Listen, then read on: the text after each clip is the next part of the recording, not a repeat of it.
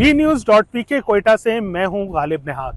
गुज़िश्ता रोज़ कोयटा से पिशावर जाने वाली जाफर एक्सप्रेस को अस्करियत पसंदों की जानिब से मुश्काफ के करीब यरगमाल बनाया गया था, जिसको छुड़वाने के लिए सिक्योरिटी फोर्सेस का ऑपरेशन ताहाल जारी है। ताज़ा तरीन सूरत हाल ये है, सिक्योरिटी ज़राए का बताना है कि 190 मुसाफिरों को बाजियाब करवा लिया गया है, जबकि कार्रवाई के दौरान 3 मुसल्लह अफराद भी जो हैं उन्हें हलाक कर दिया गया है।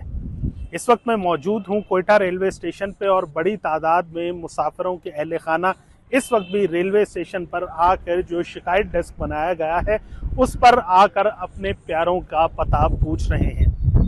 बात की जाए अगर मजमूई सूरत हाल की, तो इस वक्त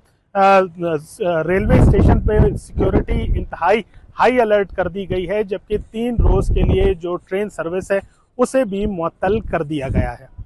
अब से कुछ देर कबल हमने देखा कि कोयटा रेलवे स्टेशन से सिक्योरिटी एहलकारों को लेके एक रिलीफ ट्रेन भी गई है, जो मजमूई तौर पर 40 से ज़ायद मुसाफिरों को जो पनीर रेलवे स्टेशन पर मौजूद हैं उन्हें लेकर कोयटा वापस आएगी।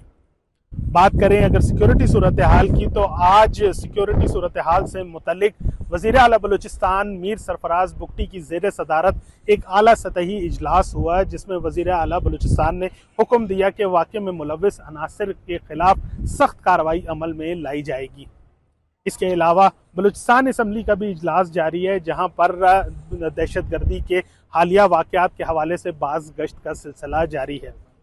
मतवक्के ये भी है कि आइंदा आने वाले दिनों में वज़ीर आज़म पाकिस्तान मियां मोहम्मद नवाज शरीफ भी कोयटा का दौरा करेंगे और सिक्योरिटी सूरत हाल और अमन व अमान की सूरत हाल से मुतल्लिक जायज़ा इजलास में शिरकत करेंगे।